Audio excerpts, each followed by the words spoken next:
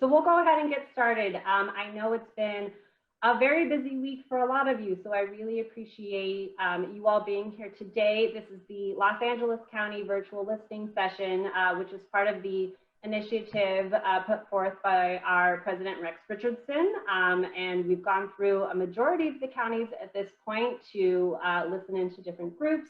I believe all that's left after this one is Ventura, so it's been quite a bit of information. I'm going to hop right in. Firstly, I'd like to introduce myself. A lot of you have met me already, but a little bit of information about me. My name is Sarah Patterson. I am the Los Angeles County Regional Affairs Officer. I actually started out at the Port of Los Angeles and City of Los Angeles, then made the jump over the bridges to the City of Long Beach, where I worked for the State Assembly. So I was fortunate enough to actually get to work with President Richardson under his council member hat. And I've been with SCAG for a little bit over a year now, and I'm very happy that I get to continue to work with him and his great staff. We have a few of our board officers on today, so I'd like to take a moment to introduce them as well. Clint Lorimore and Jan Harnick, as well as a few of our regional council and policy committee members here who are actually wearing different hats today, but we appreciate them joining as well. And Rex, I hand it over to you for a little bit of introduction. Great. Well, thank you, Sarah, and thanks to everyone who are joining us today. Sarah mentioned it. We've toured from this, either from my dining room or from this office. We've toured 4 counties so far. So this is the 5th county that we've toured. You know, I have to tell you, I typically talk about my connection to each county, and this one's obvious, right? I mean, we all know that we happen to live in the greatest county in America, and you know, and I've lived in all parts of this county. I see Foothill Transit here. I took the Foothill Transit bus to school every day in high school. I lived out in Covina, where we have Councilmember Marquez. You know, I lived out in Covina for high school. My sister, my mom still lives out there. Interesting fact, you know, I graduated from Covina High, but so did our mayor of Long Beach, graduated Covina High as well 5 years before me, Robert Garcia. So there's a whole bunch of San Gabriel Valley transplants running Long Beach right now. It's a secret coup. And if you go down to the Belmont Shore area, you'll see most of the San Gabriel Valley cities. Those are the names of the streets down in the Belmont Shore, 2nd Street area. Pomona, Covina, all of the streets are named after San Gabriel Valley. So there is some San Gabriel Valley, Long Beach connection there. Well, the reason we're doing this— one of those streets La Puente. Yeah, maybe it's possible. You know, that's where I'm from. That's right. That's right. How you doing? So again, we're doing this as a way to try to stay connected despite the pandemic. We're a 6-region organization. All 6 regions have unique needs, strengths, opportunities, and it's our job to really be able to understand how it all fits together and how we can achieve our region's goals by playing to those strengths. I learned, you know, a lot about Imperial County, and I got to tell you, Imperial County, there's a lot that California and America can learn from Imperial County. They border a different country and a different state. You know, I learned just how tight-knit Orange County is and how they are a powerhouse. I've learned about that. I've learned about the innovative work, infrastructure work that's taking place in Riverside County. I've learned about the social justice work that's taking place in San Bernardino County. There's incredible work taking place in San Bernardino County around social justice and equity issues. And here in LA County, you know, I know a lot about LA County, but I'm open-minded to hear more and make sure that we have a good understanding of the needs and the opportunities here in LA County. And so without further ado, let's jump right in. I want to take a moment, I can't see everyone because we're screen sharing, but I want to acknowledge all the regional council members and policy committee members and elected officials that are here on the call with us. I see one of my executive committee members, Jorge Marquez, who's chair of CEHD. I see Jed Liano, we just appointed to the Mobile Source Reduction Review Committee. Vice President Clinton Lorimore and Jan Harnick, a number of other elected officials. Forgive me if I don't call you, if I don't have the list in front of me, or I can only see about 5 names the way the screen is set up right now. Without further ado, let's jump right in. Hey, Rex, this is Bill Young. I'm on. Oh, hey, Bill, I didn't see you. See, told you, I'm all kind of folks. Hey, No Bill. worries. No worries. Thank you, President Richardson. I appreciate that. I was just about to mention you, Bill. You beat me right to it. Bill Young is our immediate past president, so we thank him also for being here today. So just as President Richardson said, we're going to jump right into this. The one thing I did want to mention, and I know has been discussed a lot amongst the groups here presenting today, and as President Richardson also had mentioned, LA County is very well known. There's a lot of big players, and a lot of times it's really difficult to compete and just show off all the great work that our organizations are doing. So we took the LA County listening session to try to cover a lot of the organizations that usually have to compete with the Metros, the LAXs, the major organizations that we have in the county. So I thank you all for being here again today so that we get to highlight all of your outstanding achievements. So we're going to start off, first of all, with Foothill Transit. And so I'm going to let you guys take it over. Thank you so much, Sarah. First of all, I'd like to congratulate you personally, Rex, on assuming the position of president, especially during a pandemic. You mean condolences? Congratulations or condolences? Thank you. Yes, sometimes I don't know which it is also, but I want to shout out also, I am president of the San Gabriel Valley Council of Governments. So if any of them are listening, I definitely want to say hello to them, and of course to my Foothill Transit colleagues. So I'm going to give you a brief Foothill Transit overview. Let's see if we can get that first slide up. Cynthia, actually, we're having just a quick issue with your presentation, and I don't want to miss out on the information there. So one moment, let me see if I can get it up. If it takes more than a quick moment, then what we might be able to do is have someone else go while we pull yours up. Let me go ahead and see if my next presenter, Jed, or Councilmember Liano, by any chance, would you be able to hop in at this moment, if that would be okay? Yeah, I can hop in, but I was going to ask the same thing for my presentation you brought up, and that's with you all. But Brielle Acevedo is here, and I believe she has it queued up on her computer. I was going to say, I believe Brielle has it queued up. So I apologize, Councilwoman Sternquist. If you don't mind, I think that would be great that we don't miss out on any of your information. We'll make sure to have it pulled up, and we'll have Councilmember Liano hop in since his presentation's good to go. Okay, so let me see here. Brielle, do you have my screens up? Screen share? Let's see.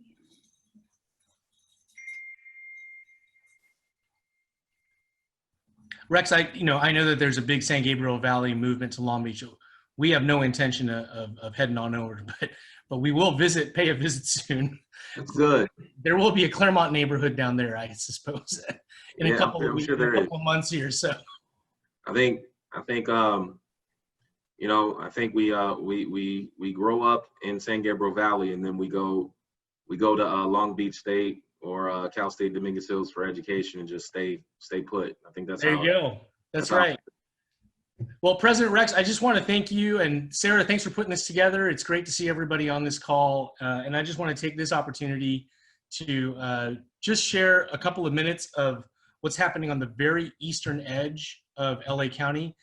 Claremont is a city of 36,000 residents, 14 square miles, and a lot of people don't know that we're actually in LA County. We are the last eastbound county before you reach the San Bernardino County border. And I just want to share a couple of highlights of what's going on in the very far eastern portion of the San Gabriel Valley. And the first big opportunity that I have to share with you is, like so many cities, Rex, we have a lot of land that is being underutilized. Right. Claremont does have, in fact, a Metrolink station, and we are hoping in the next 8 to 10 years to have a Gold Line station as well. serviced on the same area platform. And we used to have an old and now deserted car dealership. And you don't realize how big those car dealerships are until they're empty with no vehicles on them. Right. And there's no people there. So we are developing just to the south of Claremont's Village. There is what used to be an abandoned car dealership. We're converting that into now a new development to be a transit-oriented development that will have mixed-use, residential, commercial, that we hope is tailored toward public transit commuters. And we think that we're ideally positioned to offer this type of housing stock because of two things. Number one, because we have a lot of professionals who commute into downtown LA, but also we're the home of the Claremont colleges. So we believe that we can bring in a number of new residents who will commute to work without using a vehicle, either being serviced by the local transit options or residing in the Village District and then taking the train into downtown LA. And so if I can go to the next slide, please, Brielle. This is just an artist rendering of our main arterial, Indian Hill Boulevard. But the next slide basically shows you the footprint. And to the north of these colored, the green, orange, and yellow renderings, you can see the actual train line and right-of-way itself for the current Metrolink station, and in the future, hopefully, the Gold Line station. And so, of course, in determining the parameters of this specific plan, some big words are being thrown around. What does the future look like? What is the future of transportation? What is the future of parking? How much parking is necessary and appropriate? And in order to keep our eye on the ball, we have really had to focus in the dialogue to say, this is a development for 2050 and for 2080, not for 1990 and for 2005. And so you can see the footprint is huge. This is approximately 17 acres of land. And we're gonna put in approximately 1,000 housing units. And when you consider that the population of Claremont is only 36,000, this can ultimately represent a very substantial portion of our community's new residential population. And it'll be a huge departure from the suburban bedroom communities where it's single family residential with 2 or 3 cars parked in the garage or in a driveway. Next slide, please. So one other thing that we're doing is we have a police commission in Claremont, which is a recommending body to be the eyes and ears of the community, to listen to concerns about policing, and then make recommendations based on what the community demands. One of the things that we looked at when we did an analysis of Claremont's policing service activities, last year, Claremont Police Department did 1,000 calls for service for homeless services. And that's completely unsustainable. Claremont has a very small homeless population. We only have 17 unsheltered, and then we have about 9 sheltered. So when you consider the small size of our unsheltered population, there is absolutely no reason why safety officers need to account for 1,000 of our service calls. So we did a price analysis on what do we pay per resident to provide that service. And what we came upon here, these are some other numbers that were presented to the San Gabriel Valley Council of Governments. Every city who has their own police, they pay a different number per resident for their annual police service. Claremont's paying $319 per resident. And when you go to employing or deploying the services of a mental health services professional instead of safety officers, if you look at the number on the bottom, it comes out to about $17 per resident per year. We believe that. Question, this MCIS, so what apparatus is this? This like a county public health official, mental health official? Who is MCIS? So this was the data that was presented by actually the Cahoots program up in Eugene, Oregon. I'm familiar with Cahoots. And the thing is that Claremont is going to be doing a similar model, but we're going to call it PACS, Psychiatric Activity Coordinated Team. And our PACS program is going to be stationed in the PD. So when the dispatch calls go to the police department, there's somebody on call, but it's going to be a licensed clinical psychiatric professional along with a social worker. And if there is a determination that there is a need for safety to be involved, then they're going to be coming in. Now, one thing that's important about LA County, Rex, most of LA County is serviced by LA County LA Department County of Mental Health. Right. Claremont, Pomona, and Laverne, those three cities together, about 50 years ago, we exited the county's mental health system and we formed Tri-City Mental Health. So for mental health purposes, we have our own 3-city mental health county agency. And so that funding is diverted from the county directly to this agency? Well, it's Tri-Cities funding. It's Tri-City Mental Health funding. So that, but that funding that would have gone to the county is now going to Tri-Cities. That's right. That's right. That's exactly right. And next slide, please. And so one thing that we're really proud of in Claremont is, despite being a very small population, we're only 14 square miles, we're only 36,000 residents.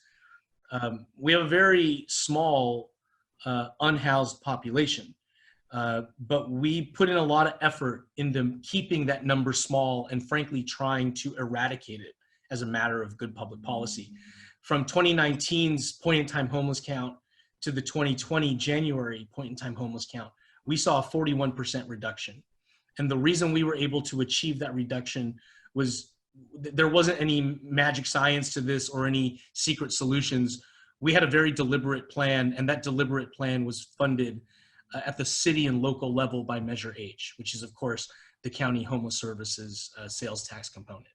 And so we're very proud of our work. It's a combination of housing first, mental health services, aggressive outreach, and we're always looking into new opportunities. The next horizon for us is shared housing, trying to leverage the existing unused spaces like empty bedrooms and single family residences, empty guest houses, and converting it into a shared housing model. We're also going to be looking at a number of different permanent supportive housing solutions that are attached to faith-based organizations and nonprofit organizations, because we believe that whenever you have a community that wants to provide permanent supportive housing, the best chance you have at succeeding is when there's an apparatus and a community to help people in that housing to succeed. And so for the second half of this presentation, if we can go to the next slide, please, I'm going to throw it to the Executive Director of the San Gabriel Valley Council of Governments, Marissa Crater, who's going to talk to you about the San Gabriel Valley Regional Housing Trust. I'm really proud of the work that we're doing over there. Of course, you know, San Gabriel Valley, a lot of small cities. And if we all go it alone, we cannot leverage state, county, federal dollars by ourselves to produce any sort of meaningful housing solutions. So this trust was formed for us, collection of small cities, to get together and pool our resources and leverage our opportunities. And I'll throw it to Marissa to share the program with you. Hi, well, good afternoon, everybody. And I would be remiss if I didn't say hi to Cynthia Sternquist, our president of the COG. I wear 2 hats as the executive director of the COG and the newly formed Regional Housing Trust. And I always say that I have the best job in the world. I love it more than anything. And this is a really good example of when I didn't think my job could get any better and more fun and more fulfilling, we did this. So about 1.5 years ago at our homeless committee, we talked about what Orange County had done in terms of forming a regional housing trust, and there was a lot of interest. So we worked with Senator Rubio, and she was willing to sponsor SB 751, which created our regional housing trust. And the reason we went with state legislation, obviously you don't have to, but we did that so that we could receive both public and private financing. That put us on an incredibly quick timeline. So this went from just a little seed of an idea about 1.5 years ago to actually having the JPA adopted by the cities in January and February of this year. The state legislation outlines how our board of directors is set up. So we have a 9-member board, 7 are from cities, and then 2 are housing and homelessness experts. We are lucky to have Jed as our chair, and then Becky Shevlin from the city of Monrovia is our vice chair. If you can go to the next slide, Brielle. And so it's been an incredibly exciting roller coaster. So we, didn't know exactly how many cities in the San Gabriel region would want to join. Everyone was really excited. We have 20 of our 30 member agencies that have decided to participate. And something that we did that I'd highly recommend to any group that's looking to set up a regional housing trust is that we actually set a threshold for participation. So all of these cities are paying annual administrative fees. We didn't want to just say, hey, join this agency, it's free, we're going to be grant funded. But we actually had everyone agree to some amount of skin in the game and in order to allow for ongoing operations. And we have our full-time Housing Trust Administrator, Brielle, who's on the phone right now. So we have 20 cities and we're hopeful to get the other 10, but it's really great to have such widespread participation. So is geographically, this is nested within the San Gabriel Valley COG region? Yes, all 20 Sub-region? of these cities, Okay, so the COG did the COG help sponsor the legislation? Yes. Okay, and one more question. So around what is the buy-in from each of these cities? Is it based on per capita or? Yeah, so it ranges. The annual fees range from about $10,000 to $20,000. It's like we have different bands of population. Right. So it's about 60% of what their COG dues are, just to kind of roughly. So, but yeah, so 10 to 20,000. And then we have a lower tier option if you're, you can just be like a supporter city. And we have 2, I believe, that are doing that. And that's 20% of the annual admin fees. You cannot have a project funded in your city if you do that, but that brings the cost down to under $5,000 if you do that. But that's just to try, again, to have those cities that maybe aren't ready to make the leap right now, but still want to be supportive and be part of it. Now, did any state dollars or was there assessment or something to create funding for affordable housing production? Sure. So that was another excellent part of this, is that in addition to sponsoring the legislation to create the Regional Housing Trust, Senator Rubio secured an earmark for our region for about $5.5 million for homelessness and housing. And we dedicated $1 million of that towards the Regional Housing Trust. And then we also took some funding that we received from the Measure H Homeless Initiative Innovation Funds. So we have a total of 1.35 from those 2 sources for capital. And then we also are working with the cities to take for them to dedicate a portion of their PHLA funds as well. So that grew it to close to about $2 million. And then I'll get to, we are hoping to then double all of that as well with a grant application that we just did. Okay, great. Do you want to go to the next slide? Okay, awesome. So again, I think that Jed kind of touched on this, but the San Valley is really unique. I mean, we have cities ranging from a population of under 1,000 to over 150,000. So we have a huge range of cities, of demographics, of income, of housing types. And so I think that the regional approach makes a lot of sense because individually our cities, the average size is about 35,000 people. So they're too small to have their own regional housing trust. As an example, I mentioned cities dedicating their PHLA funds. So the city of Claremont, for example, received $94,000 through that program. That's not enough money for the city of Claremont to build anything, right? And so they have this money that can be used for capital, but it's not enough to do any project in particular. So they and a number of other cities dedicated their funds to the Regional Housing Trust so that we can then group those funds together and fund projects. And I think something that's been great that's come out of it is this understanding that with a regional approach, you benefit even if the project isn't directly in your city, but also it may be your time now and not your time another time. You may have a project that's ready for funding and we'll dedicate those funds. And then in a few years, another city might have a project. So it really works out. And that's been a great part of sort of how the trust has worked. And again, I think that we touched on the neighboring cities, another component. Go to the next slide. Oh, did you switch it? I don't know if it's, okay. So we really hit the ground running. As I said, the JPA was formed, officially we had enough members in February, and we had this funding opportunity, the State Local Housing Trust Fund Program, LHTF. Applications were due August 3rd. So we had our first board meeting in late May, and we had to do a million administrative steps and different things and in order to be able to apply. There was a small percentage of that funding that was set aside for first-time housing trusts that were in their first year of operations. So we really didn't want to miss the opportunity to apply. It's a one-on-one matching program. So we had to balance our projects because there's a 30% very low income requirement. So we were able to fund provide funding to 3 projects. We received a number, but we recommended 3 projects for funding, one in Pomona with 56 units, Claremont with 15, and it's PSH, and then 54 units at Almonte.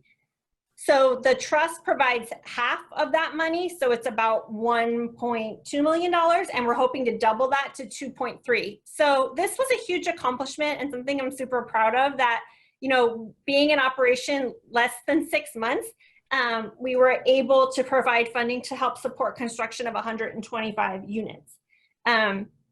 Go to the next slide, and we find out next month if we get the funding, although based on the scoring, we think that we are doing pretty well. So the application process for cities that want to participate, again, we tried to make it a fairly simple, accessible project for cities. The initial applications are available on the Regional Housing Trust website. Something that was really important in terms of building trust between the affordable housing developers and the cities is that the member city in which the project is based must support the project in order for the project to be allocated funding. And then, of course, we're taking into account any of the funding restrictions that make us competitive for state funding or federal funding that were to be an option. So, for example, the 30% very low income requirement for LHTF, that weighed into what projects we recommended for funding in this first round. And we're gearing up for another round in the spring. And then if you go to the next slide, this is just a map of where those projects in the pipeline are, and then where the awarded projects are in yellow. So we have a total of 13 projects that have been submitted for that would total 585 units across the region. So in terms of what we're doing now, and this really ties back to what SCAG is doing. Sorry, did you flip it, Brielle? Okay, we're using our REAP funding that we're receiving from SCAG to support the trust. So we're doing a strategic plan and a funding study. We're doing kind of RENA Plus, an affordable housing and homeless needs study for the Valley, looking at surplus land, both public and private, looking at housing innovation and construction innovation, and then doing a first-time home buyer program. So this is all using the REAP funding that we're going to be receiving through SCAG. One quick plug I would make is that we would really like to see SCAG support, as a legislative goal, direct allocation of funding for a regional housing trust for implementation, for construction, because it's like we're set up, and we really need that funding to actually build the units. And about how much money is this? How much money? We're receiving $1.5 million through the REAP program.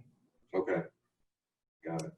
And are you plugged into our call for collaborators? Yes. Program? Yes, Okay, we are working with that. Fairly soon. That's I believe it's up to 200,000 for innovative housing production strategies. So yeah, that's an additional clip. Awesome. And then my last slide is just we're out there getting the word out. We are happy to provide information and support all of our other subregions. I talk to all the other COG executive directors all the time. So if anyone needs help, we did this all without a consultant. We did all the work to set it up in-house. So we're there to help if anyone needs it. That's it. And so your role, Marissa, is what is your role here again? I'm the executive director of the COG, but also the executive director of the Regional Housing Trust. Okay, so, okay, great. Fantastic. Well, thank you so much. And how we've also set up the rest of the presentations is we have quite a large portion of time set to discussion. So if you have any questions, don't worry, we'll have a great amount of time to go over all of that. All right, so we were talking about Foothill Transit, and we can go on to actually the third slide.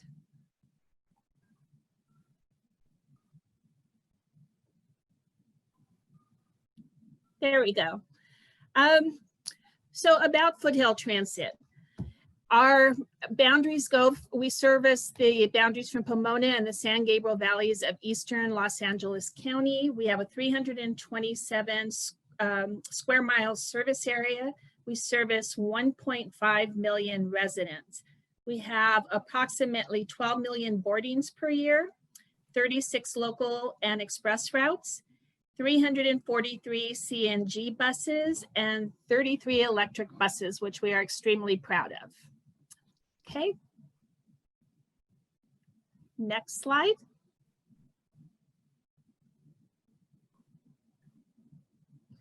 Okay. This is a service area map, and you can see Rex that we go down into as far as Staples Center, the LA Convention Center.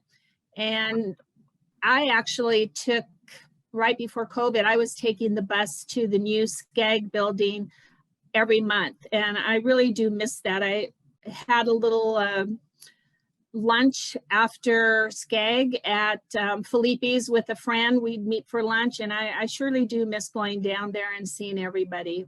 Yeah, I think we all do. I know, but this, we'll do it again, hopefully soon. Right. So our next slide talks a bit about COVID-19. And there's a couple of dates I think that are embedded in my mind forever. And that was March 4th, which the governor declared California in a state of emergency. March 19th, the LA Safer at Home order took place. And who would know that we would really just be sequestered in our homes for so long? And many of us who are of an older age still are very conscientious and are still staying at home. Shortly after the California state of emergency and LA County Safer at Home order were declared, all our express service was suspended in late March. And then we resumed in early June, with the exception of the lines that provided service to our local schools. Obviously, we all know that our schools have been shut down and still are, and virtual learning is continuing to take place. Okay, next slide.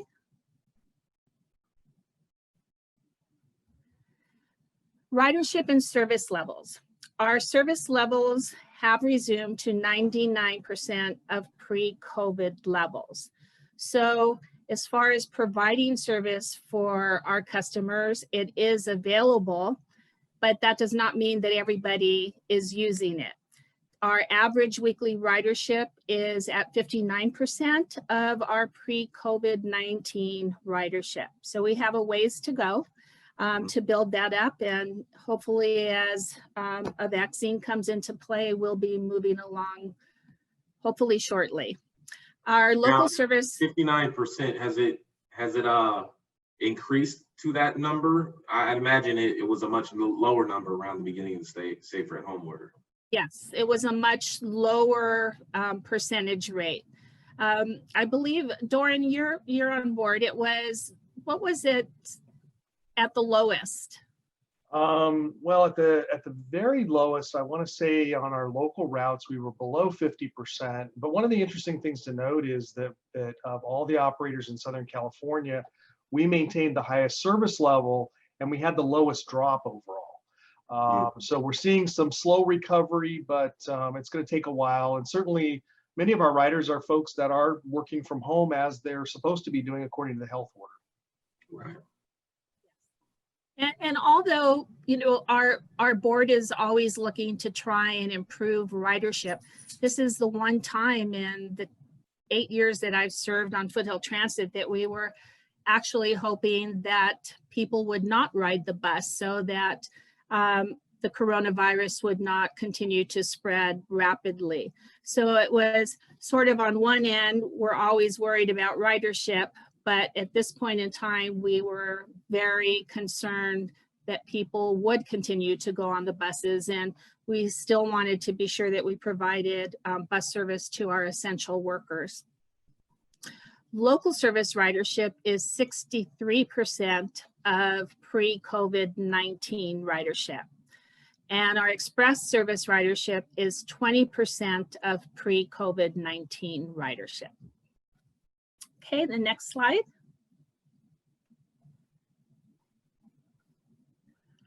And one last thing I want to say before we go into the class pass, as Foothill Transit prepares to provide relief and recovery to the global pandemic, we expect to operate approximately 865,000 vehicle service hours and provide 7.5 million passenger boardings in the next fiscal year. So we have a lot of people that we're planning are going to get back on our buses. ClassPass. ClassPass is something I'm extremely proud of, and I think it was at a time when my son was first starting college, and I live in Temple City. We live in Temple City, and I actually used to follow him as he would drive to take the bus. I didn't want him to drive all the way to Mount Sac because he had just started driving. So I'd follow him to El Monte and then watch him get on the bus and then drive back home. Just a nervous mom. But being on the governing board at Foothill Transit brought up to the leadership if we could think about doing something where we could provide bus passes to students, especially to Mount Sac, because it is quite a distance from the western section for students going east. And we didn't really have any service in that area. And so after numerous discussions, the ClassPass was born. And we started with Mount Sac, and we've reached out to Citrus College, Laverne are already in place, and the Claremont colleges. And we're hoping to start our pilot programs with Azusa Pacific and Cal Poly Pomona soon. Okay, next slide. And I believe, Dorn, is it 5% that are of all our total ridership comes from the ClassPass? That's correct. Outside of downtown Los Angeles, that's our single biggest driver of ridership. Wow. And it's such a service to students, and I can't tell you, it's made such a difference in my area. We have a lot more students from the west side of the San Gabriel Valley attending Mount Sac now because there is more transportation and it's affordable. So it's really a great program for students.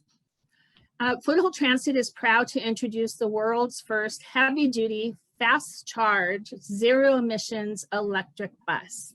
And that was launched in Pomona, California on September 3rd, 2010. And I was very excited to be part of that launching. I didn't realize Foothill Transit started that program because Yes. Most of the agencies are doing it now. The rapid charging, the battery at the top of the bus. Yes. So we're extremely proud to be the leader in electric buses, and they have been very well received, and we are continuing to go down that path to become all electric. Next slide, please. These are our zero emission bus milestones, and you can see that from 2010 to having first 3 fast charge buses and fast charge stations, we've gone all the way to 2 electric double deck buses that we are awaiting the birth of soon. And I think we're really excited about this. Okay, and we're actually in the process of acquiring 20 fuel cell buses, which is actually an electric bus, also just a different technology. Okay, next slide. This is a picture of our long-awaited Foothill Transit double-decker bus. Double-decker.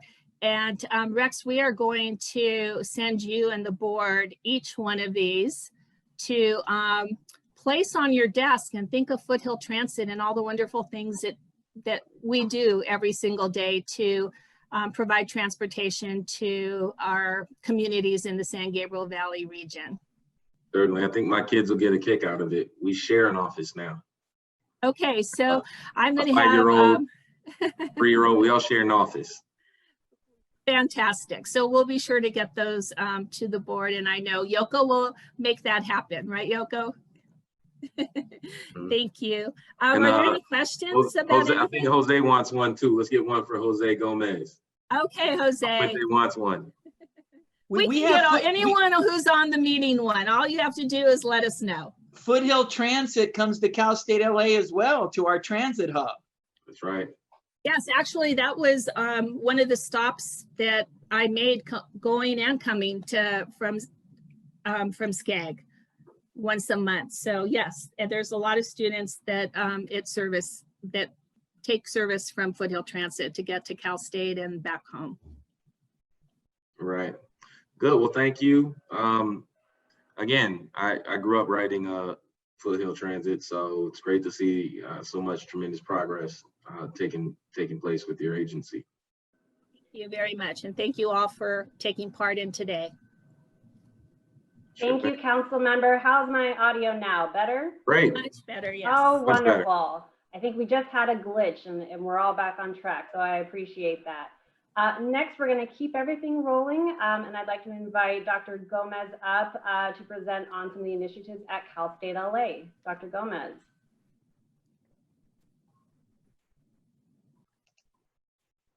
Dr. Gomez, Cal State LA is my alma mater. All right. Hold on. Let me just get this open here real quick.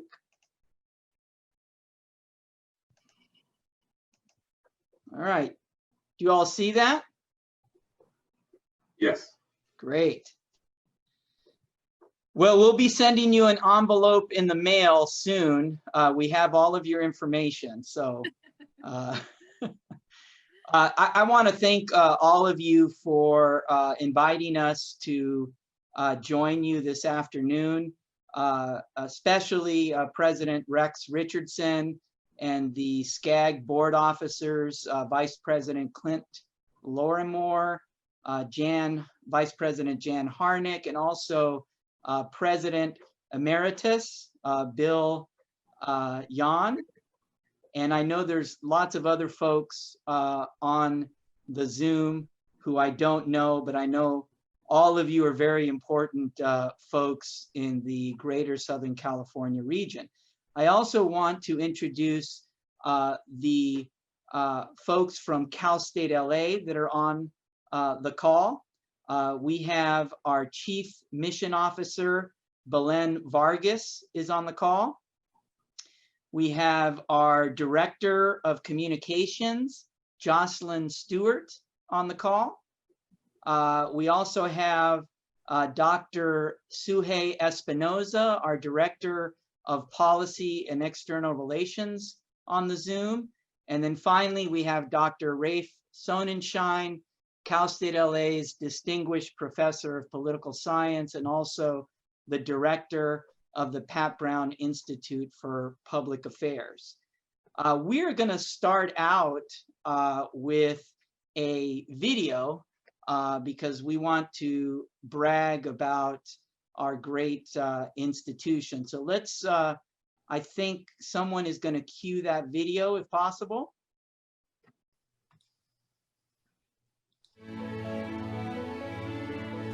Hold up a mirror to the city of Los Angeles and what is reflected?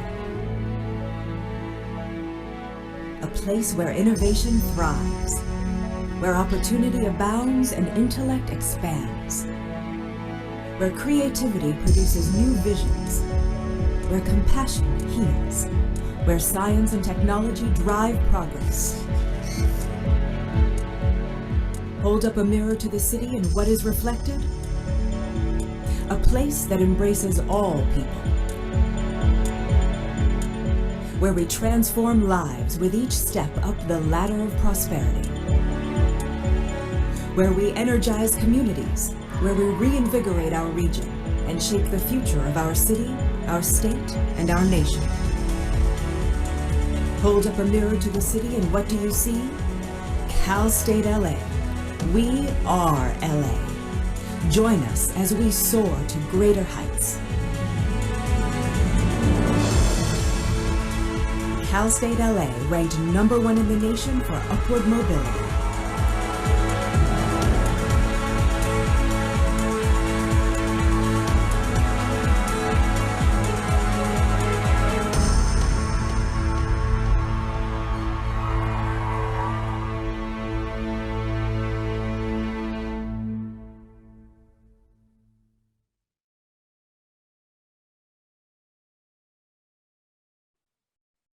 Nice video.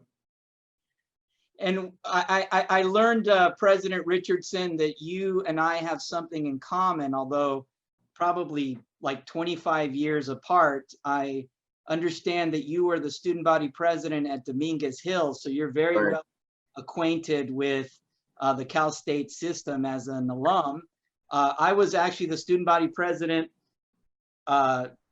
many, many years ago in the early 90s at Cal Poly Pomona. So, Nice. I'm glad to see another Cal State person achieving great things. We've got 4 Cal States right here in our own county. That's right. You know, and if you include UCLA, it's 5 public university institutions right here in LA County. So we're a big network. We're a family.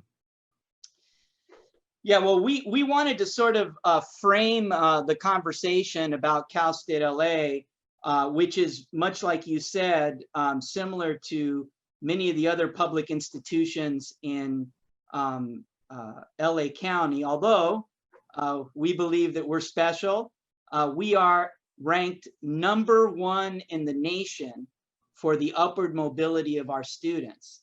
And what that means is that more students enter Cal State LA in the bottom 20% of the income level and reach the top 20% in income 10 years after they graduate from Cal State LA. And we're very, very proud of that.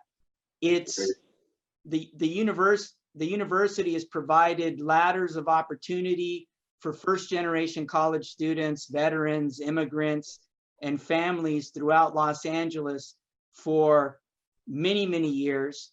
We actually are situated in a very interesting place in the county of LA and in the city of LA, which really is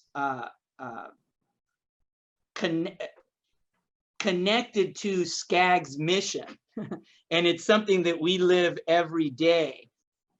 We are at the easternmost point of the city of Los Angeles. Part of the campus is in unincorporated LA County.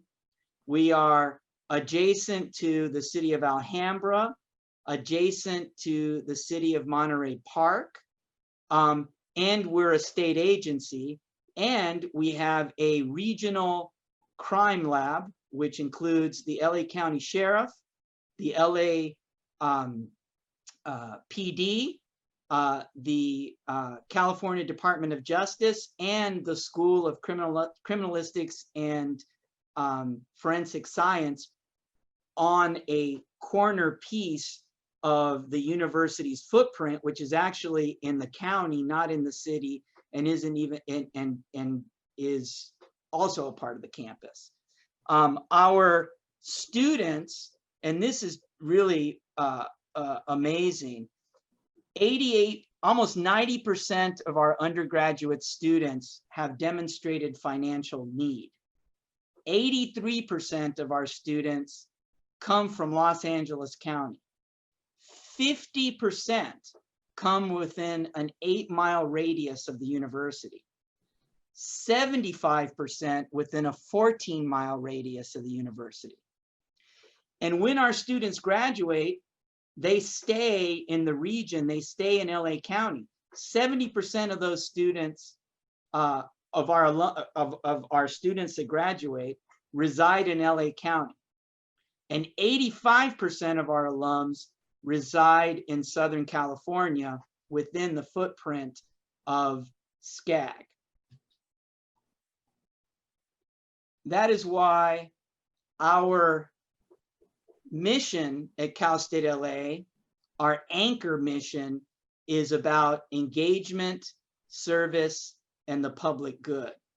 This particular slide shows just a few of the hundreds of partnerships that Cal State LA has with governmental agencies, nonprofits, community-based organizations, educational institutions, and other programs throughout Southern California. We are the community. We are LA. The students who we serve live in our communities, in our neighborhoods. And when they graduate, they go right back into those neighborhoods and into those communities where they are able to really elevate and amplify the success of those neighborhoods and communities. One of the projects that we're very excited about is our Bioscience Innovation Center, which includes a biotech incubator. This particular incubator, which will open at the beginning of the spring, although we may not be able to have folks in there because of COVID-19, is a partnership between the County of Los Angeles, the City of Los Angeles, Cal State LA, and the Economic Development Administration of the Department of Commerce of the federal government. We hope to help catalyze the growth of diverse entrepreneurs and their companies here in this incubator. Now, what's different about this incubator is it's a science intensive venture incubator and accelerator, but it's not like the incubators that you would find at places like USC or UCLA, right? Those incubators are very difficult for folks to have access to. Our incubator is based on the concept of inclusive entrepreneurship and emerging entrepreneurs that are locked out of many of the high-tech incubators that provide support for, more established researchers in their labs. This is really a community-based incubator, and we're really excited to help drive the bioscience corridor, which folks have been talking about for probably the last 3 decades, between the USC Health Science campus and Cal State Los Angeles. That corridor, the vision at least, is that we will seed businesses along that corridor, some of them coming from USC, some of them coming from Cal State LA, and some of them actually being nurtured and accelerated in this incubator. Inclusive entrepreneurship is about creating a conducive and welcoming environment for historically underrepresented scientists and entrepreneurs, and spurring economic development in some of these areas that have been under-resourced and underserved for years. We have a program that we started a couple years ago called LA BioStart. It's a free program. We received a $500,000 grant from the Department of Commerce, and the LA BioStart program is a several-week intensive boot camp for emerging entrepreneurs and scientists who are looking to learn about how to take an innovation, a creation, a product in the biotech, bioscience, biomedical area, and how to get it to market. And so they learn about legal issues, compliance issues, marketing, HR, regulatory, how to find investors, all the kinds of things that they would that the big boys receive, but some of our more emerging entrepreneurs don't have access to. Next, we want to talk about an area of LA County that has been also underserved and that is key to the university's mission of engagement, service, and the public good, and that is the Southeast Los Angeles region, which is the area between Long Beach and Cal State LA along the 710 freeway corridor. But I am going to hand it over to my colleague, Belen Vargas and Dr. Rafe Schonenschein for this part of the presentation. Belen? Thanks, Jose, and thanks, President Richardson and the SCAG board officers for this opportunity. One of our institution's guiding principles centers on advancing equity and propelling our students in our communities. And as you heard from Dr. Gomez, given the profile of our students are the community, our community are our students. We really are one. And we do this in many ways, but I just want to highlight our deep community partnerships by focusing in on our work in what we know as CELA. CELA, as some of you may know, is a historically low-income and under-resourced region of LA County with roughly 450,000 residents. Over 90% are Latino and 44% are immigrants. And as Jose noted in the statistic of our students, a high percentage of our students and families live in the CELA region. So as a result, Cal State LA has intentionally created partnerships to help support our students and our community so that they can prosper. I want to point out very quickly 3 exciting partnerships that we have in CELA. The first is what's known as the CELA Collaborative. The CELA Collaborative is a network of public, private, and philanthropic partners with the community at the center leading the vision and this work. The goal of this collaborative is to strengthen the CELA nonprofit sector to be able to address the region's most pressing needs. Cal State LA, through the Pat Brown Institute of Public Affairs, is a founding member of the collaborative. And in a minute, Dr. Sonnenschein will share more about our role in our work in CELA. The second initiative is the Cal State LA CELA Civic Action Fellowship. This is an exciting AmeriCorps program where Cal State LA students will work with CELA nonprofits to help them strengthen their organizations and meet their missions, while obviously at the same time providing our students with crucial hands-on experience, learning and working on the key issues that are facing the region. Last but not least is Achieve LA. Achieve LA is a partnership between Cal State LA and the YMCA of Metro LA. Our goal in Achieve LA is to increase college enrollment, graduation, and career success in 4 of the highest economic need YMCA Metro branches, which includes the Southeast Rio Vista YMCA and CELA. Through the program, we offer cradle to career academic enrichment and civic engagement programming to our youth and their families year round.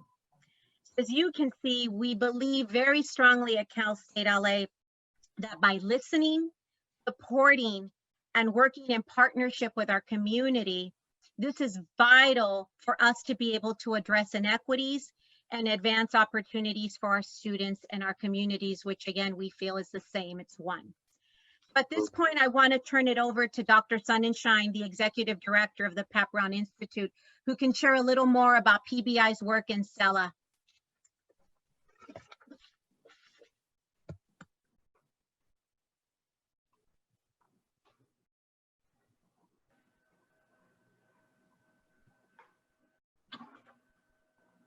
Rafe, you're on mute. Sorry about that. I was just talking. Thank you, Belen. Thank you, Dr. Gomez, and thank you for having us here. The Pat Brown Institute was brought to Cal State LA in 1987 by former Governor Pat Brown, who fully believed that universities should not be ivory towers, and he made clear that that institute should be part of the community. And we have done that. And one way is our major participation in Southeast LA. Working class communities of color outside major cities are often neglected around the entire United States. And this is an example of such a community.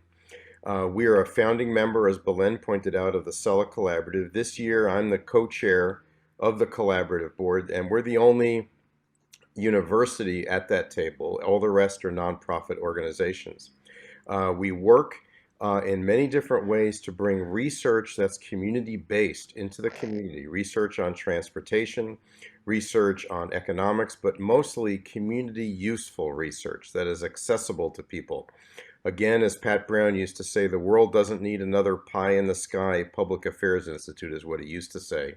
And we try to create materials that are not just good for scholars, but good for the community. Our civic university trains people at the community level on how local government works, and through our Civic High program, we worked with Achieve LA students, which Belen just was mentioning, at the Rio Vista YMCA to learn how to run school board debates in the LAUSD elections. They became the moderators, the panelists, and the organizers of those debates that were very successful. But most importantly, in the last few years, we have worked to bring survey research into Southeast LA. This is a community that has never been surveyed. To unearth the voices of the community through modern polling techniques. And we recruited Matt Barreto of Latino Decisions, which is the most prominent Latino survey firm in the United States. You see him in the news throughout this campaign, to start a program called Living and Working in Sella, which is how do people feel about daily life in Sella. We find people say, thanks for asking, nobody's ever asked me what my daily life is like. And that was our first survey. We found a struggling but optimistic community. But then COVID-19 hit. And we felt it was necessary to create a second survey about the impact of COVID-19 on this community. I've placed that up on the chat for you to look at any time. We surveyed 500 residents with Matt Barreto's leadership and found some very disheartening but important information that's going to be important going forward. One is that fewer than half of the people lived in households that could work from home. Turns out working from home is a luxury, which we now know, but people weren't talking about that early on in the process. We found that a quarter of residents had less than $100 in savings for emergencies, and half the residents had less than $1,000, and fewer than 50% were receiving any break at all on their rent or their mortgage payments. We found that only 15% had been tested for COVID-19. We found that well over a majority had either lost jobs in their household or had hours reduced. And we now know how many people were working in those meatpacking plants very close to their homes and having exposure to this terrible dread disease. We are now going to use this material to convene community leaders to talk about an agenda for Sella so that when it rebuilds better and in a more equitable environment. And in my view, this is what our university's mission is, and it is definitely the mission that Pat Brown sent us on. So thank you. That's incredible work. Thank you, Rafe. And I understand we're over time. So we're just going to go through this last little piece here. But I think that when we convene at the end and talk about potential partnerships, we can talk about our Metro Transit Center. We are the only university in Southern California that has a Metrolink stop on campus. We also have one of the busiest transit hubs connected to that Metrolink stop in LA County at Cal State LA. We also are at the end of the 710 freeway. I don't have to tell SCAG and everyone else on the call about that sort of long, challenging conversation about whether to close the 710 or not. We certainly have a lot of challenges and opportunities related to transportation. We can talk a little later, but I did want to sort of close with the map of sort of our locations. Cal State LA is in the heart of LA County, right in the center. And I think that makes us an important anchor for the entire region. And I hope that we get the opportunity to work further with SCAG and work further with all of the other community and governmental organizations and leaders that are on this Zoom, because I think through collaboration, we can make government in this region work better for everyone. And one last thing I want to mention, I saved the best for last. I want to thank Sarah and Jennifer for being extraordinary colleagues. They have been working day and night over the last couple of weeks with us to bring us together. So thank you so much, Sarah and Jennifer.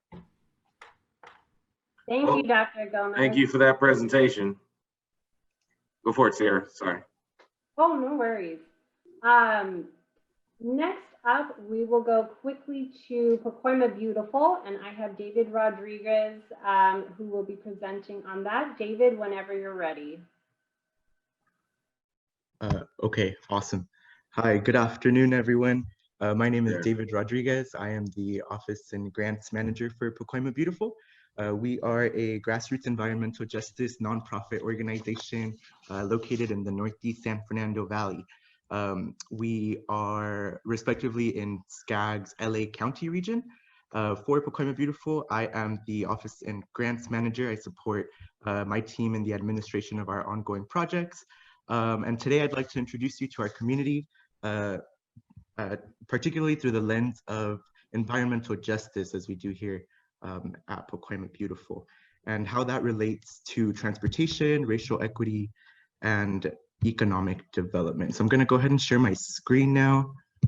I hope you're able to see that. And I'll turn off my video. So, are you guys able to see my screen? Yes. Okay. So Pacoima, oh, excuse me. I'm skipping ahead. Pacoima is approximately a 7 square mile neighborhood consisting of 106,000 residents. According to the California Environmental Protection Agency, or CalEPA, Pacoima is one of California's most environmentally burdened communities, as it suffers from polluted air from vehicle emissions, as well as the great number of effects of residential homes being in close proximity to freeways and industries such as auto dismantlers, landfills, factories, and even a gas-powered energy plant, as you see here. Pacoima is bordered by Interstate 5, Highway 118, and Interstate 210.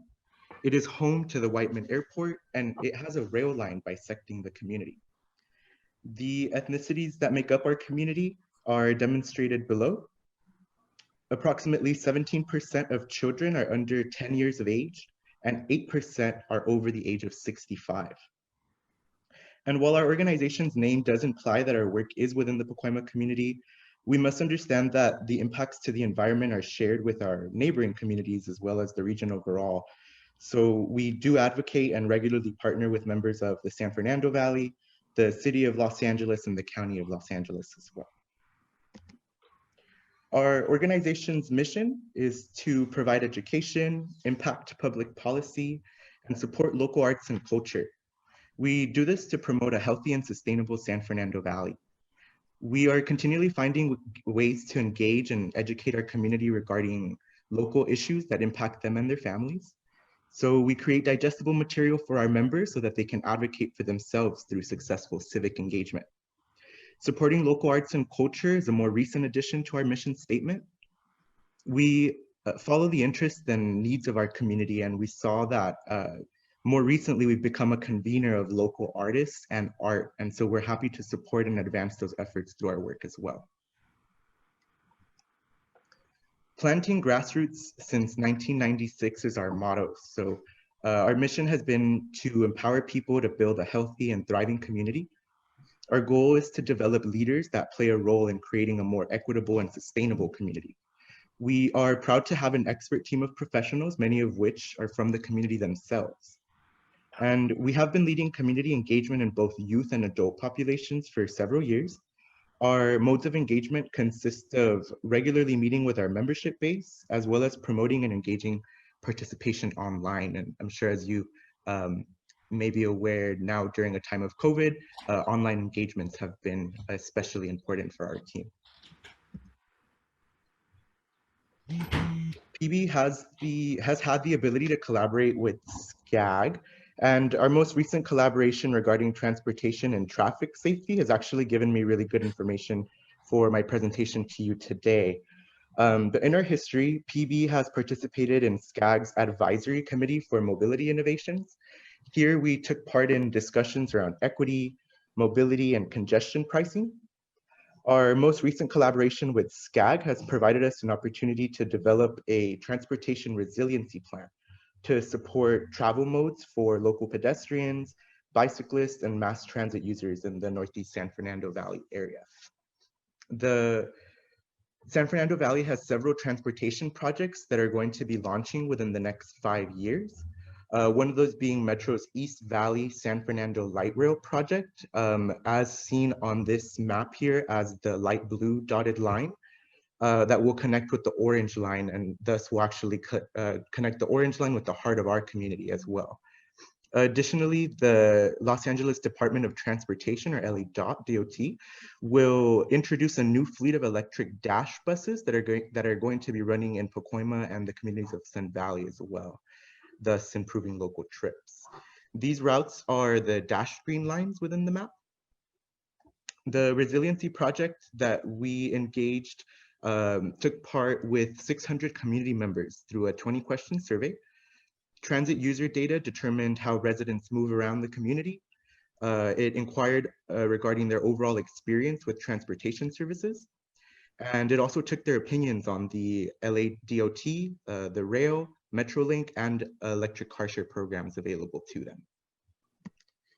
Our survey found that the vast majority of participants utilize public transportation to move both locally and regionally. Survey participants identified Metro Bus as the system of transportation that they use most often. The second highest system used was the Metrolink, as we see at the blue graph to the top left. Additional information also suggested bike lanes for cyclists, and also the need for improvement of bus lines and bus systems, which specifically named increases in bus services, additional bus shelters, more family-friendly buses, and also an increase in bicycle racks for buses. Particularly for the purposes of this presentation, I've briefed a few key projects, both completed and ongoing for our team, related to transportation, racial equity, and economic development in our area. Pacoima Beautiful has championed several regional transportation efforts like Vision Zero in partnership with the City of Los Angeles, where we assessed historically dangerous intersections. This project was implemented within the community of Panorama City. We executed a series of events to engage and bring awareness to cyclists and other public transit users. The goal of Vision Zero is to reach zero traffic-related fatalities by 2025. As mentioned earlier, incoming transportation projects for our community have prompted the need for a San Fernando Valley Transportation Resiliency Plan, as supported by our partnership with SCAG and the California Office for Traffic Safety. PB is an advocate for green and efficient modes of transportation. So our recent launch of the Envoy ElectroShare program, and you'll see a brief snapshot to the right there of the car and the phone, it provides our community the ability to reserve and use a 100% electric vehicle for low-cost hourly rates. This program, the Envoy program, is the first of its kind in our community, and it has already successfully engaged several of the residents in its immediate area. Through our interest in advancing community art, we were also thrilled to partner with JCDecaux, a world-leading advertising company, in which we implemented our project Artvertise. Our efforts here provided local artists the opportunity to display their own art on bus shelters, ultimately enhancing public transit rider experiences. And you see a snapshot of that down at the bottom right. Finally, our Bus Shelter Blitz program surveyed local transit sites and local transit users to identify needs of street furnishings like bus shelters and water fountains as well. PB recognizes that communities of color have historically been marginalized, specifically in relation to decisions regarding the built environment. So these decisions have resulted in economically disadvantaged neighborhoods and the creation of park poor communities. Through our programs, we have been delighted to provide youth and adults the opportunity to access the outdoors locally. Our pre-COVID efforts were to advance access and knowledge of outdoor sites near the San Fernando Valley, like the Angeles National Forest. Current efforts are no longer in person. However, we still advocate for and promote the safe enjoyment of outdoor spaces. Yearly, during our summer months, our youth program has also had the opportunity to host a limited amount of students through a 5-day camping excursion following the origins of our water here in Los Angeles, and an opportunity that exposes several of our youth to camping for the very first time. And you can see an image of that from last year down below. Yearly during, PB is an advocate for community beautification efforts, from our organizing of community cleanups to installing local community gardens and even our efforts through art. We look forward to advancing our communities of color while seeking to avoid displacement. Pacoima Beautiful recognizes that our residents live in a food desert where it is difficult to have access to and afford quality fresh foods. Our team is proud to host food swap programs like Mercado Pacoima that provide 100% organic quality food to our residents at absolutely no cost to them. These efforts tackle the disparities of our community when it comes to conversations regarding access to healthy foods. PB is also happy to have a seat at the table with Embrace LA, also known as the Office of Racial Equity through the City of Los Angeles. This group focuses on racial issues in our city. We are partners on this initiative with notable organizations such as COCO in South LA and Chirla. Our efforts are to ensure that the Office of Racial Equity is a community-led initiative.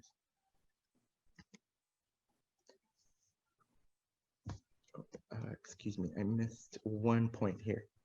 Finally, our role in the community has always been to advocate for our residents, and this is why Pacoima Beautiful understands and holds professional relationships with local and statewide civic organizations. An example, LA City Council offices, the US Census Bureau, and the LA County.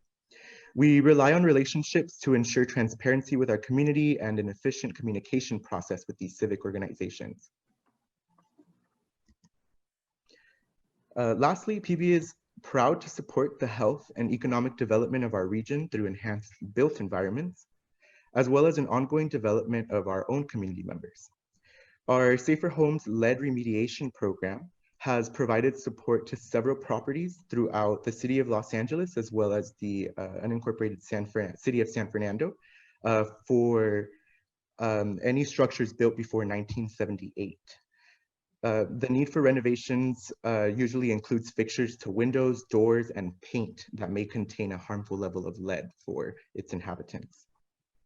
Our team consists of planners who advocate for clean water and clean water infrastructure as we understand the growing needs and issues related to water in our communities. We hope to amplify our vision of a healthy and sustainable community through several natural greening and stormwater capture projects.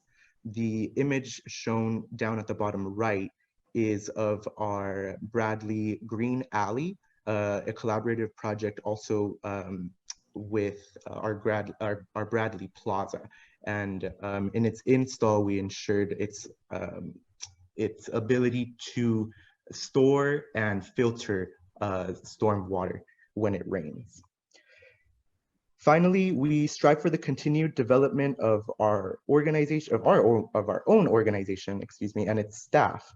We work diligently to ensure that a steady source of funding is being invested in our area. And we are happy to continue to support locally outsourced partner organizations, and we hire local individuals as well. I've listed an example here, one of our student census workers, his name is Victor. He's shown down at the bottom. with his first ever check on behalf of our organization there. So we're really happy to be able to provide these opportunities for students in the area. And that is it for our organization's presentation there. Thank you for your time. All right. Well, thank you for that presentation. Certainly a lot of am I muted? Okay. Certainly a lot of great progress in Pacoima. You should be proud. I love the focus on racial equity, the grassroots references. You know, we should be centering all the things we do on community, and we can't really move forward unless the community is centered on our actions and the community grows as the region grows. So thank you, David, for that very comprehensive presentation. Definitely, absolutely. We thank you guys for the opportunity too. We're actually very happy to be able to provide our feedback and you know, be able to work with SCAG as an entity that can help us advance that continued community engagement. And I apologize, actually I didn't get to introduce my colleagues here today, but I have Andres Ramirez, he's our policy director, he's on the line. I also have Lupe Ramos Silva on the line, who's our development director for the organization. Thank you again for having us. We're starting some work around racial equity in the region. Actually, tomorrow we're going to be having a conversation about identifying some community-based organizations that can really represent some of the great work that's happening across the region. I'm going to raise up what I've learned today from Pacoima Beautiful to help kind of highlight across the region some of the things you're doing. Fantastic. Thank you so much. And if I could add one quick thing before we wrap up. And thanks again, once again, for having us. I think one thing that really resonates for us, especially this past year and all the challenges that we've all encountered, is really the intersectional nature of equity. Absolutely. I think that's one piece that we really are starting to elevate, right? Equity doesn't happen in silos, right? The challenges of transportation, the challenges of housing, challenges of police brutality, it doesn't happen in an own island. They're all in our communities. And I think it's important that as we think about solutions, and really build bridges among the different entities who can impact those areas of work. I think that's one of the biggest challenges we found in working with agencies is that bridge amongst them, right? To be able to say, you know, hey, Metro, great transportation project, but there is an unintended consequence of building in our community of rising housing that makes it unaffordable, that may displace, you know, poor folks, right? Or you know, there is a very direct impact to the health of our community of having a municipal airport in the middle of our neighborhood, right? Or being conscious of concentration of commercial trucking in one particular neighborhood over other. So I mean, the issues, like I said, are very intersectional, and I hope that's something that, if anything, that David's amazing presentation was able to convey, is the need to really approach the solutions in a very intersectional way. President Rex, if I could. Certainly. So I'm from Pacoima. All right. And you make me Pacoima proud, and good for you. And you know, if we go back to when they put the 5 through that area, what that did, and Andres, this goes to what you're saying. So there's a lot of history there, but good for you for doing what you're doing. It's great. I love to see it. Fantastic. All right, Sarah, do we have any other presentations? We have one last one, and again, we have set a few minutes at the end for discussion, so I appreciate you all holding any major questions till then. I'd like to invite up Winnie from the West Side COG. Winnie, the floor is yours. Hi, while we put our, Sarah, is your team putting up the presentation from our end? Yes, we'll put it up right now. Okay. And Wendy, are you the executive director of the West Side COG? Cecilia Estelano is. Okay. Unfortunately, she is unable to make it today, but she's looking forward to engaging more with you. Thank you for the opportunity to present. I'll keep mine fairly short and high level. Next slide. To introduce myself, I'm the project director of the West Side Cities COG. So just to give you an overview of where we're located, we are bounded by Las Virgenes, Malibu, San Fernando Valley, Central LA, and South Bay Cities COG. We work more closely with the Valley and Central LA just based on our transportation projects. And the next slide. More on our boundaries. We are a smaller cog in the sense that we only have 6 member cities, which include Beverly Hills, Culver City, Santa Monica, West Hollywood, the 3rd district of the county, and also the 5th and 11th district of the city. Next slide. Just overall of our demographics, our largest population consists of those living in city of LA, followed by city of Santa Monica. Next slide. So for our COG, we have 3 major strategic initiatives, which focuses on transportation, housing, and homelessness. So we'll start very high level on our transportation priorities. We just worked with SCAG. We obtained a Caltrans grant to do a mobility study, which has been very outdated for 20 years to look at what our priorities are. So for our near-term priorities, we're really proud and heavy on our bike and active transportation. So for our near term, and between now and the next 10 years, we're looking at improving our bicycle infrastructure, as well as enhancing our first and last mile connections, also improvements for BRT and bus lanes, and also building more mobility hubs. Now that we have the Expo line coming from downtown all the way to the west side. In terms of long-term planning, we're very interested in rail. We have a really good east-west transit corridor, which is the Expo line, but we lack a little bit on the north-south connection. So our biggest long-term projects are the Sepulveda transit corridor along the 405, as well as extending the LAX Crenshaw line up north to Hollywood, as well as extending the Purple line all the way to the sea. Next slide. So I wanted to highlight one of our major projects, which is the Sepulveda Transit Corridor, which connects the Valley to the west side to LAX. We're hoping that it would really reduce the travel time to 16 to 26 minutes as compared to driving along the 405. And we completed a feasibility study last year, which if you go to the next slide, the feasibility study actually refined 4 concepts, which includes 3 heavy rail and 1 monorail.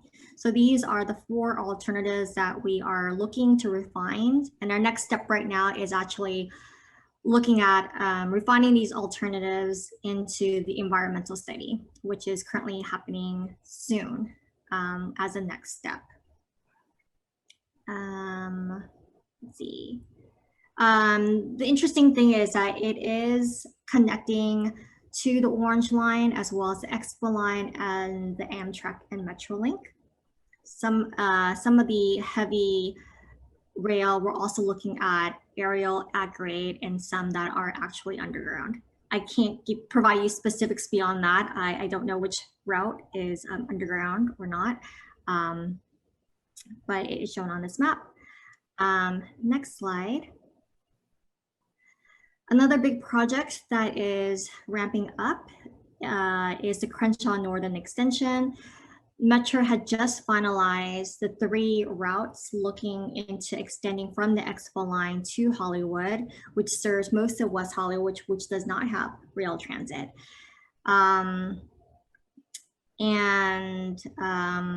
So the lines that we're connecting are La Brea, Fairfax, and San Vicente, which there are a lot of cultural facilities in that area, as well as the hospital and other high employment centers in that area that would create and generate a lot of ridership.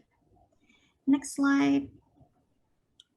And lastly, the Purple Line extension, which is currently underway. Right now we have funding going on to the Purple Line extending to the VA hospital in Westwood. And currently under construction are Section 1 and Section 2, leading to Century City and Beverly Hills. And let's see. And that project should be completed within the next 5 years.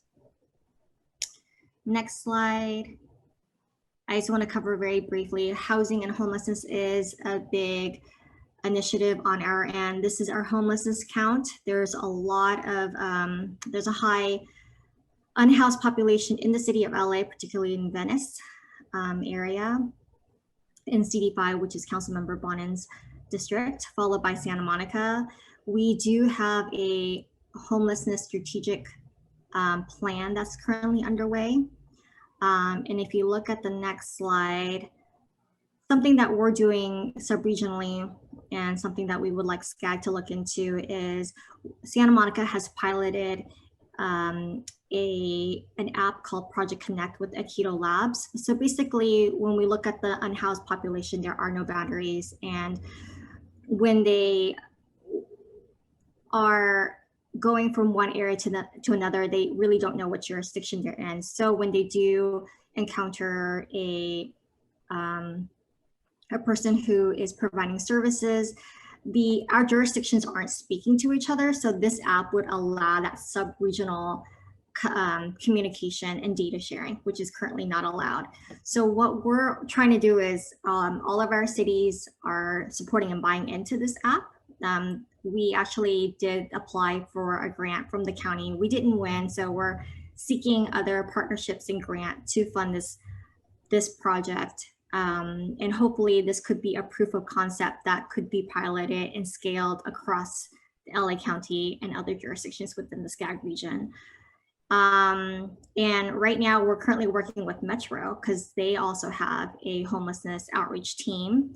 And they also have outreach teams along all the rail lines, particularly in the Red Line, Blue Line, and Expo Line now. The thing is, they're not connected to our services. So we find that this project app would allow them to communicate with us, and we can share and resources and whatnot. So this is something that we're currently working on right now to get funding and to create this as a sub-regional project. And also with housing, we just formed a housing working group. Very similar to, we're very inspired by what San Gabriel Valley is doing, as well as Orange County on the Housing Trust Fund, or the Housing Trust. We would like to do something very similar. So that's something that our housing team would look into.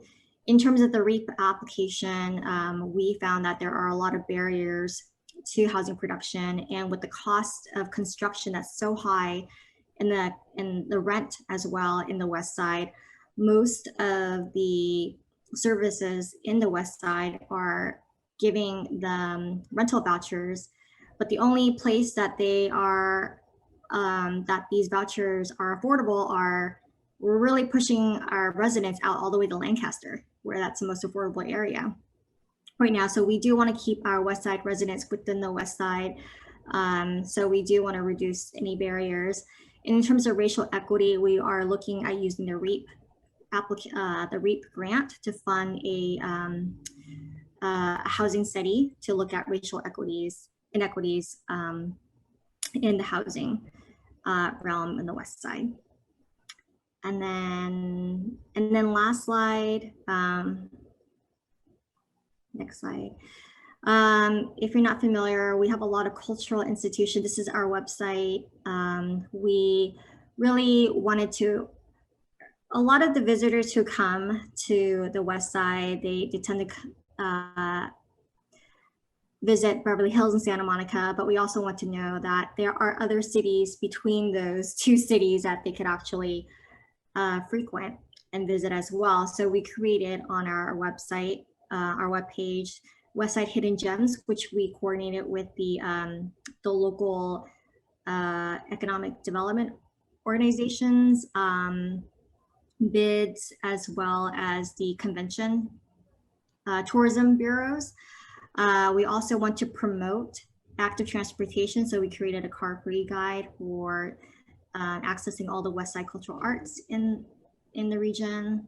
And then the next slide, we also created a map of all of our facilities. And in this map, you can also layer all of the public transportation that we have that you can utilize to visit these.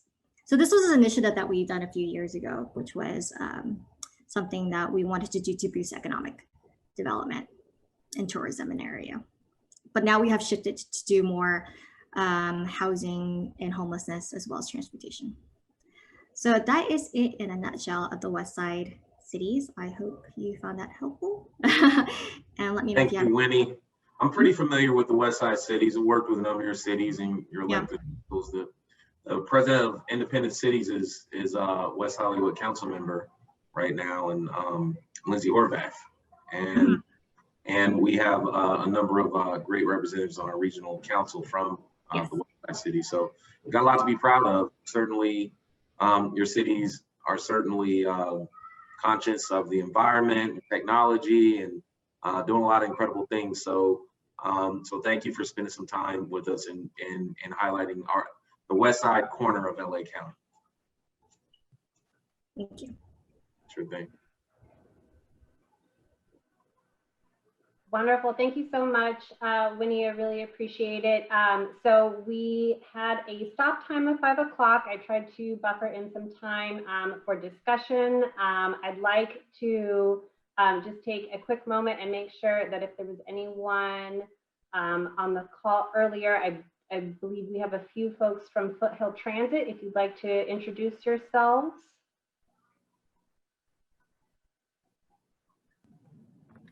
Open up the mic here. Thank you.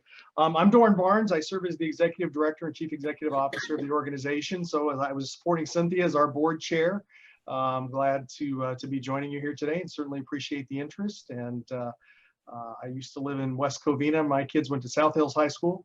Rivals. Yeah, exactly. Covina's rival.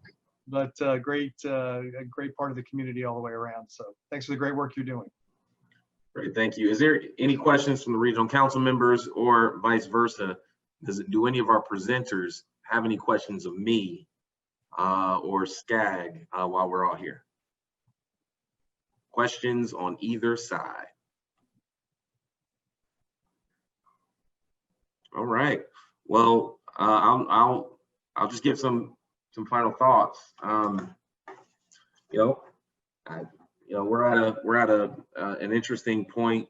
I borrowed this term from Kome, our executive director. We're at an inflection point in our region where, it's one of the most difficult years that many of us have ever experienced in our lifetimes, where the pandemic is changing almost every aspect of life, how we interact with people, how we even interact with loved ones, how we work, how we learn, how we socialize, and it's also exposed the ways in which we should plan for a more resilient region. Resiliency at one point in Southern California meant preparing for an earthquake. Well, resiliency today means, yes, we have to be prepared for an earthquake. We also need to be prepared for climate emergencies. We have to be prepared for public health emergencies. We have to be prepared for given the nature of finance of local cities, we have to be prepared for a resilient fiscal situation with cities. We can't always be dependent on sales tax or oil taxes or things like that. We have to really think about a resilient structure for how we're financed. And we have to also think about racial equity. What happened in today with Breonna Taylor, and then what happened with Mr. George Floyd, I think it tells us, I always like to compare my city to other cities. Minneapolis is not very different from Long Beach. It's actually smaller than the city of Long Beach that I represent. A few years ago, I was at the White House on a panel with the mayor of Minneapolis, and I was invited to talk about My Brother's Keeper. She was invited to talk about the work that she had done around Cradle to Career for youth. And in that moment, sitting next to each other, our cities were very, very similar, both being recognized, at the highest levels of government for work around racial equity. And then, not even 5 years later, you see what could happen with Mr. George Floyd within that city. And I think it calls on all of us to really understand the importance of equity. And someone mentioned it earlier, how intersectional it is. If it can happen in Minneapolis, it can happen in Long Beach, it can happen in many of our cities, and we have to truly think about what does it take to have a modern 21st century region. Well, it's all of those things. It's climate, it's health, it's racial equity, all of those things. We have to build our competency in how we address them. We need to take it very seriously. An example that I've given, and SCAG staff's probably tired of me giving this example, I've given it on just about every panel I've been on, is if you think about, think about the show Mad Men, or the way the workplace was, 10 years, 20 years, 30 years ago, as it related to sexual harassment, the standard was very different. The standard 20 and 30 years ago in the educational space, in government, was that those things are political. We stay out of it as long as I myself don't get my hands dirty, then I'm fine. Well, today, we have to look at where we are today. You have to be a part of a culture, a changing culture, to make sure that those things don't exist in the workplace, in schools, in public sector and private sector. That's how we have to look at equity. We have to build our capacity to understand it, to identify where there are problems, and create a culture where we all lean in. We don't say that's political. We say, no, it's a professional standard. Equity is a professional standard. And that's the direction we're heading in the region. Our region is heading in a direction where we need all 6 counties to thrive. We need to understand the impacts of goods movement. If we open up our ports in Long Beach, there's an impact in San Bernardino, Riverside County. We have to understand those impacts and how we all play a role in making sure that everyone has an opportunity to thrive no matter where you are. And so here in LA County, we are, we're the big dog. You've got everything you need right here in LA County. There's no reason to even leave. Well, we also have a responsibility to the other counties, and we have a responsibility to understand how we impact those counties. I've learned a lot in today's session about just the diversity within our county and the different points of view. I saw some pretty incredible things in Pacoima and some really innovative things in Claremont. I also saw how the educational institutions are leading and how our COGs are really helping governments make better decisions. And so all of those things together are how we're gonna bring our region and make our county move forward. So those are my thoughts in concluding this, and I'll just open up one more time. Any final thoughts before we wrap it up, staff or anyone else? All right. Well, thank you so much. I'll let you all have your day back. Thanks, Sarah, for pulling all this together. Take care. Thank you so much. Thanks, Rex. Thanks, Sarah. Thank you all. Appreciate it. Thank you, everyone.